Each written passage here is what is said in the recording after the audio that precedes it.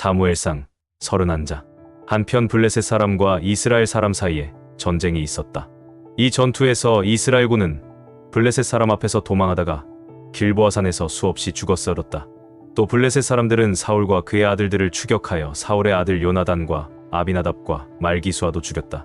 이처럼 사울의 주변에 싸움이 치열하자 그는 적군의 화살에 맞아 심한 부상을 입었다. 이때 사울은 자기 경호병에게 너는 칼을 뽑아 저 블레셋 이방인들이 나를 잡아 괴롭히기 전에 어서 나를 죽여라 하고 명령하였다. 그러나 그 경호병이 두려워서 감히 그를 죽이지 못하자 사울은 자기 칼을 집어 칼 끝을 배에 대고 그 위에 엎드러졌다. 그러자 그 경호병은 왕이 죽은 것을 보고 자기도 칼을 배에 대고 엎드러져 그와 함께 죽었다. 이렇게 해서 사울과 그의 세 아들과 경호병과 그의 모든 부하들이 다 같이 한날에 죽었다. 이스라엘 골짜기 저편과 요단강 건너편에 있는 이스라엘 사람들이 자기들의 군대가 도망한 사실과 사울과 그의 아들들이 전사했다는 말을 듣고 그들의 성을 버리고 도망하자 블레셋 사람들이 그곳에 들어와서 살았다. 전투가 끝난 그 다음날 블레셋 사람들은 죽은 자들의 소지품을 약탈하러 왔다가 길보아 산에서 사울과 그의 세 아들의 시체를 발견하였다. 그래서 그들은 사울의 머리를 베고 그의 갑옷을 벗긴 다음 전국 각처에 사람을 보내 그 소식을 그들의 우상 신전과 백성들에게 전하도록 하였다.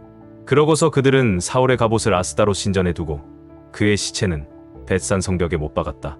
그때 길르앗의 야베스 사람들은 블레셋 사람들이 사울에게 행한 일을 듣게 되었다. 그래서 그들 중 가장 용감한 사람들이 밤새도록 벳산까지 가서 사울과 그 아들들의 시체를 성벽에서 내려 야베스로 가지고 돌아와 화장하였다.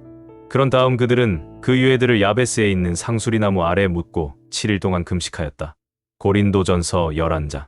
내가 그리스도를 본받는 것처럼 여러분도 나를 본받으십시오. 여러분이 모든 일에 나를 기억하고 내가 전해준 교훈을 그대로 잘 지키고 있으니 내가 여러분을 칭찬하지 않을 수 없습니다. 그러나 나는 여러분이 이것을 알기 바랍니다. 모든 남자의 머리는 그리스도이고 여자의 머리는 남자이며 그리스도의 머리는 하나님이십니다. 남자가 머리에 무엇을 쓰고 기도하거나 말씀을 전하면 그의 머리이신 그리스도를 욕되게 하는 것입니다. 또 여자가 머리에 아무것도 쓰지 않고 기도하거나 말씀을 전하면 그녀의 머리인 제 남편을 욕되게 하는 것입니다. 아무것도 쓰지 않은 여자의 머리는 민 것이나 다름이 없기 때문입니다. 여자가 머리에 아무것도 쓰지 않으려거든 머리를 깎아 버리십시오. 만일 깎거나 미는 것이 여자에게 부끄러움이 된다면 머리에 무엇을 쓰십시오.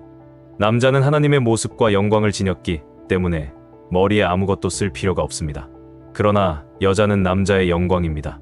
남자가 여자에게서 난 것이 아니라 여자가 남자에게서 났으며 남자가 여자를 위해 창조된 것이 아니라 여자가 남자를 위해 창조되었습니다.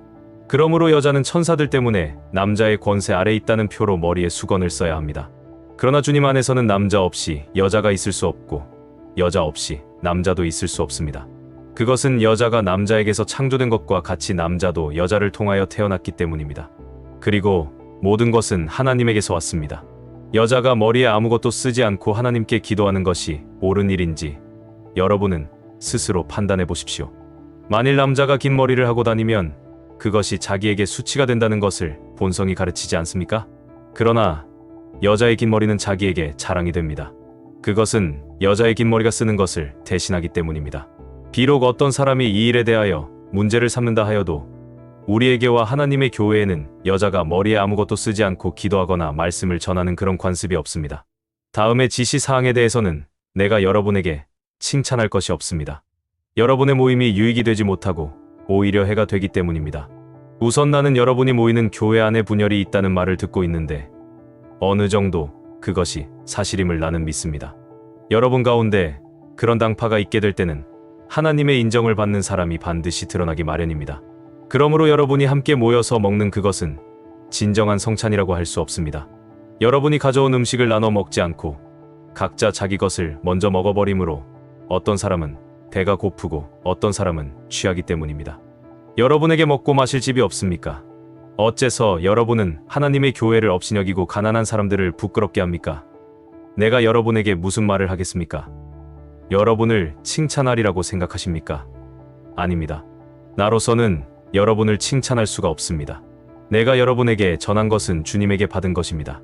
주 예수님은 팔리시던 날 밤에 빵을 들어 감사 기도를 드리고 떼어서 제자들에게 주시며 이것은 너희를 위한 내 몸이다.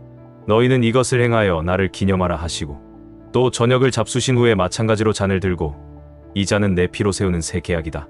이것을 행하여 마실 때마다 나를 기념하라 하셨습니다. 여러분은 이 빵을 먹고 이 잔을 마실 때마다 주님의 죽으심을 그분이 오실 때까지 전하십시오. 그러므로 누구든지 함부로 주님의 빵을 먹고 잔을 마시면 그분의 몸과 피에 대하여 죄를 짓게 되는 것입니다. 따라서 여러분은 자신을 살핀 후에 그 빵을 먹고 그 잔을 마셔야 합니다. 주님의 몸을 분별하지 못하고 먹고 마시는 사람은 자기가 받을 심판을 스스로 불러들이는 것입니다. 그래서 여러분 가운데는 약한 사람과 병든 사람이 많고 이미 죽은 사람도 많이 있습니다. 우리가 성찬에 참여하기 전에 먼저 자신을 살피면 심판을 받지 않을 것입니다. 그러나 우리가 주님께 심판을 받는 것은 세상과 함께 유죄 판결을 받지 않기 위해 징계를 받는 것입니다. 형제 여러분, 그러므로 여러분은 성찬을 위해 모일 때 서로 기다리십시오. 누구든지 배가 고픈 사람은 집에서 먹도록 하십시오. 이것은 여러분의 모임이 하나님의 심판을 받지 않기 위해서입니다. 그 밖의 문제에 대해서는 내가 그곳에 가서 말하겠습니다. 에스겔 9장. 그때 나는 그가 큰 소리로 이성을 벌할 자들아 각자 손에 무기를 들고 나오라 하고 외치는 소리를 들었다. 그래서 내가 보니 북쪽으로 향한 성전 윗문 방향에서 6사람이 나오는데 각자 손에 살상용 무기를 들고 있었으며 그 중에 한 사람은 가는 못이 옷을 입고 허리에 서기관의 먹그릇을 차고 있었다. 그들은 모두 성전으로 들어와서 놋제단 곁에 섰다. 그룹 천사 사이에 머물러 있던 이스라엘 하나님의 영광의 광채가 올라와서 성전 문지방에 머물렀다. 그때 여호와께서 가는 못이 옷을 입고 서기관의 먹그릇을 찬 그 사람을 불러 말씀하셨다. 너는 예루살렘을 순회하면서 그 성에서 행해지는 모든 더러운 일 때문에 탄식하고 우는 자들의 이마에 표를 하라. 내가 듣는 데서 그는 또 나머지 사람들에게 말씀하셨다. 너희는 그 뒤를 따라 성 안을 두루다니면서 동정을 베풀거나 불쌍히 여기지 말고 마구 쳐서 죽여라. 늙은 사람, 젊은 사람, 처녀, 어린아이, 부인들을 닥치는 대로 죽이되 이마에 표를 가진 자에게는 손을 대지 말아라. 너희는 이 일을 내 성소에서부터 시작하라. 그러자 그들은 성전 앞에 있는 장로들부터 죽이기 시작하였다. 그는 또 그들에게 너희는 성전을 더럽히고 성전뜰을 시체로 채워라. 자, 나가서 착수하라 하고 말씀하셨다. 그래서 그들은 밖으로 나가서 성 안에 있는 사람들을 치기 시작하였다. 사륙이 진행되고 있는 동안 나는 혼자 남아서 엎드려 부르짖었다. 주 여호와여, 예루살렘에 주의 분노를 쏟아 이스라엘에 남아있는 자들을 몰살시킬 작정이십니까? 그러자 그가 대답하셨다. 이스라엘과 유다, 백성의 죄가 대단히 크다. 그들은 여기저기서 살인을 하며 예루살렘을 죄악의 소굴로 만들고 있다. 그러면서도 그들은 여호와께서 이 땅을 버리셨으니 보지 않으신다 하고 말한다. 그래서 내가 그들을 아끼거나 불쌍히 여기지 않고 그들이 행한 대로 갚아줄 것이다. 그때 가는 못이 옷을 입고 허리에 먹그릇을 찬 사람이 돌아와 주께서 명령하신 일을 다 수행하였습니다 하고 보고하였다. 시편 48장.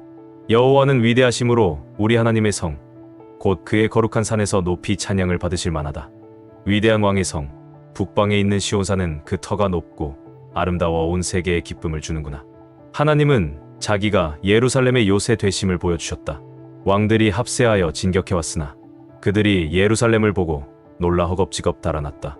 무서운 공포가 그들을 사로잡으니 그들의 고통이 해산하는 여인의 진통 같구나. 하나님이 동풍에 부서진 다시스의 배처럼 그들을 파멸시키셨다네. 우리가 하나님이 행하신 일을 듣기만 했는데 이제는 우리가 전능하신 여호와 우리 하나님의 성에서 그것을 보았다. 하나님이 이 성을 영원히 안전하게 하시리라. 하나님이시여, 우리가 주의 성전에서 주의 한결같은 사랑을 생각합니다.